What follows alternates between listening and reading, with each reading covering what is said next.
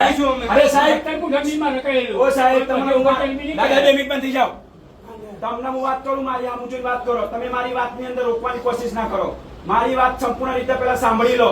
તમે sub registrar તરીકે અહીંયા છો દહેગામ તાલુકાની અંદર, તો તમે 7-12 જોયા વગર, બોજા મુક્તિ જોયા વગર કયા આધારે તમે દસ્તાવેજ કરો છો એ મને જણાવો પેલા. એમને જ પૂછેલું છે દાદાને. એમને પૂછ્યું બોજો છે તો રદ થઈ જશે નો. કેમનું રદ થઈ જાય? કયા આધારે થઈ જાય રદ? તમે દસ્તાવેજ શેકીને રદ કરી લાવો, બોજા મુક્તિ કરી લાવો, પછી દસ્તાવેજ તો તમે કરો ને. બોજા મુક્તિ છે, બોજા મુક્તિ ક્યાં કરી છે? ક્યાં અમને લખેલ છે? હાલો તમે કહો મને. અરે અંદર 7-12 માં ક્યાં અંદર અમને કયા આધારે એમને ના પાડી છે? અરે યાર તમે કાઈ તમે મને કહો. તમે જમીન મહેસૂલના કાયદાને ધોઈ લીધી જાવ છો. તમે ભૂમાફિયાઓ સાથે સંકળાયેલા છો.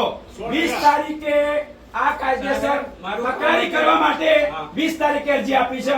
હજી સુધી ટેબલ અરજી પડી રહી છે. કેસ અધિકારી નથી મોકલી. આ જોઈ મારે મોકલવાની ના હોય મારે. અરે મોકલીએ તો તમારા અધિકારીને જણાવો ને. 20 તારીખે અરજી કરેલી છે મારી પાસે.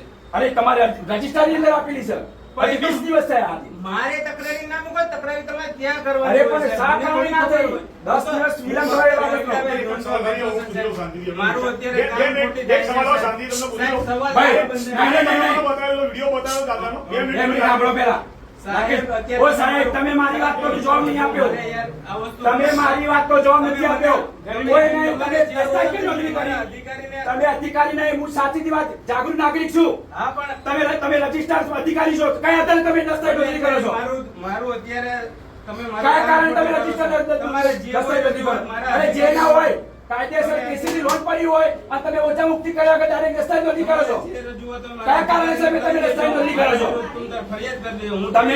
તમે ભૂમાફિયાઓ સાથે સંકળાયેલા છો. તમે આ ગરીબોનું હિત વિચારો, ખેડૂતોનું.